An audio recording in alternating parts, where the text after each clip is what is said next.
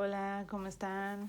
Pues ahora vamos a utilizar para esta actividad tu libro de historia en la página 97 a la 100. Recuerda que esta es mi propuesta de resumen, pero igualmente quería hablarte de que este momento de la historia que nos presenta tu libro es un momento que presenta dos Méxicos. Un México que es oprimido, que fue abusado, que fue olvidado, eh, no tan solo por don Porfirio Díaz y sus medidas aplicadas, sino también por los años subsecuentes. Y del otro lado tenemos otro México, que es el México beneficiado por esas políticas instaladas en el porfiriato y que sentaron las bases para que la clase media se estableciera, para que los ricos o la gente más privilegiada pues obtuviera mayores beneficios. Y pues no sé tú, pero yo la verdad veo muy parecido a las circunstancias que estamos viviendo ahora, ¿no? Hoy vivimos en un México, o más bien, hoy vivimos en dos Méxicos diferentes. Un México que sale de vacaciones, que se va a pasear, que no sé, que no guarda la sana distancia, y otro México que pues tenemos que, en el que vivimos, que en el que estamos así temerosos de salir, de pues hacer nuestra vida normal. Algunos de nosotros tenemos historias de gente que pues desgraciadamente ya no vive y pues no queremos ser un número más en esas estadísticas de mortalidad, ¿no? Entonces vivimos en un México que tiene dos caras. Entonces veo mucha similitud con las circunstancias en las que estaba viviendo México en aquellos años. Entonces es interesante revisar qué fue lo que pasó, principalmente para no repetir esos episodios tan violentos que se vivieron en esa época. Y pues observar qué fue lo mejor que o lo que más funcionó en esos momentos, y pues tratar de aprender de ello, tanto de lo bueno que se hizo en aquel entonces como lo malo para no volverlo a hacer, ¿no? Eh, Tu libro dice o señala esta información. El movimiento de revolución fue mucho más complejo, pero vamos a hablar acerca de lo que presenta tu libro. Primeramente señala el subtítulo: el desarrollo del movimiento armado y las propuestas de caudillos revolucionarios. Digamos que este tiempo de nuestra historia se empezaron a ocurrir levantamientos armados, o sea, mucha violencia, en diferentes puntos de nuestro país, pero siempre estaban comandados por una persona, por un caudillo, y ese caudillo pues era un líder, que podía ser líder político o líder militar, que tenía un conocimiento de la milicia, de enfrentamientos, ¿no? De carácter violento, ¿no? Con armas. Y aquí señalo pues estos cuatro, o definimos estos cuatro personajes de acuerdo a lo que hicieron. Emiliano Zapata hizo el Plan de Ayala, en el que expresaba las demandas de los campesinos que habían sido despojados de sus tierras y que necesitaban tierra para poder trabajar y mejorar sus condiciones de vida. Su lema fue Tierra y Libertad. Y por otro lado tenemos el Plan de Guadalupe, que fue hecho por Venustiano Carranza, que fue el principal líder que surge después de que Madero muere. Recuerda que pues ya hablamos de don Porfirio Díaz, el dictador, que había gente que lo odiaba, y había gente que lo quería mucho por las grandes cosas que trajo a México, pero se va, queda como presidente Madero, pero su proceder no es lo que nosotros pensábamos, ¿no? Lo teníamos como una esperanza para mejorar México y pues no dio el ancho. Desgraciadamente se queda solo, y también se sufre un atentado por parte de Victoriano Huerta, que es el que es el antagonista y el malo de esta historia, que pues digamos que al arrebatar por la violencia, a través de la violencia, la silla presidencial, pues igualmente pues el país no está contento con esa situación e incluso Estados Unidos desconoce su mandato como presidente. Entonces Victoriano Huerta pues, se vuelve a ir y ahora queda la gran pregunta: ¿quién va a ser el presidente de México? No lo sabemos, porque aquí hay cuatro posibilidades. Y pues queda don Venustiano Carranza como una figura que representa al movimiento revolucionario, pero pues una de sus características es que él convoca al Congreso Constituyente de Querétaro, donde elabora y promulga una nueva ley.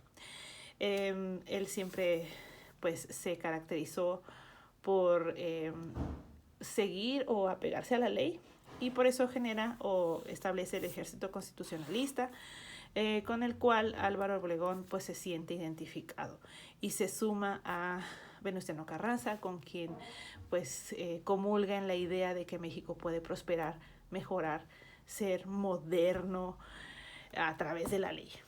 Y también tenemos el movimiento villista, que tenemos aquí a Francisco Villa, que representa los anhelos los ideales o la búsqueda de cumplir las necesidades de campesinos, pero del norte. Digamos que el campesino del sur se identificaba con Emiliano Zapata y el del norte con Villa. Digamos que aquí en estas cuatro personalidades vemos coincidencias, ¿no? Ellos dos, ambos luchando por la tierra, por ideales en los que se le dé trabajo a las personas que han sido olvidadas y abusadas por múltiples leyes que nunca les favorecieron ni a obreros ni a campesinos. Y de este lado tenemos estos dos chicos que son las personas que se alían para crear una especie de nuevo proyecto de nación. Entonces, digamos que otra vez se vuelve al esquema de la división, ¿no? ¿De qué lado estás? ¿Del lado de los caudillos, Zapata y Villa, de ese lado, o del lado del ejército constitucionalista? O sea, hay dos bandos otra vez. El lado de los caudillos, el lado del ejército constitucionalista. Ambos se enfrentan en varias ocasiones y hay pues un ganador, ¿no? Hay una facción o hay un ejército que es contundente en su proceder, y es el ejército constitucionalista. Por eso puse estas flechas para señalar que estos dos chicos eran los que pues tenían unos ideales y pues luchaban bajo una misma línea, y estos dos que pues también tenían relación en sus ideales y en sus esquemas. Por eso puse estas líneas, pero pues de ambos bandos pues trasciende el del ejército constitucionalista, porque digamos que ¿cómo se le dirá? No quiero decir que el hijo del ejército constitucionalista, sino la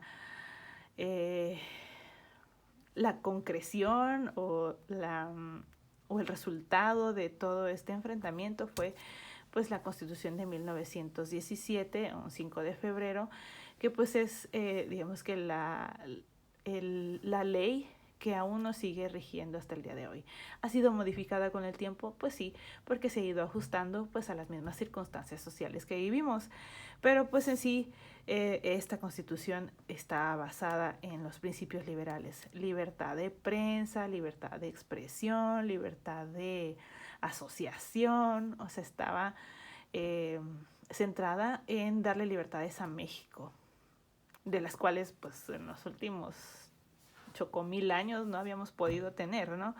Y pues hay muchísimos artículos, pero los más relevantes fueron estos tres. Primeramente, el artículo 3, que nos pone a estudiar, que dice que la educación es laica, o sea que no está pegada a algún credo o a la religión católica o a la religión cualquiera que sea, gratuita, en la que pues se va a buscar la manera de que no sea un negocio, aunque bueno, pues ahora vemos que hay pues otro tipo de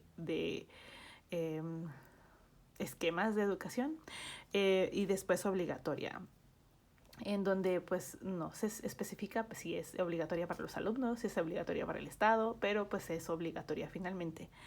Y el artículo 27, donde se habla acerca de la tierra y de ese problema que era la tenencia de la tierra. Aquí se establece pues los elementos para regularla, para señalar que la tierra, los montes, los ríos, el subsuelo es propiedad de la nación. Y finalmente el artículo 123, en donde se establecen las regulaciones para evitar abusos hacia los obreros, campesinos y trabajadores por parte de los patrones. Entonces aquí se establecen pues las obligaciones tanto del patrón como del trabajador, los beneficios, los mecanismos para evitar pues abusos y pues evitar el que el trabajador sea explotado. Y pues de esta forma terminamos el resumen del día de hoy. Yo espero que pues este video haya sido de ayuda para que pudieras comprender este momento histórico de nuestra nación. Recuerda que si tienes alguna pregunta, pues estoy para servirte.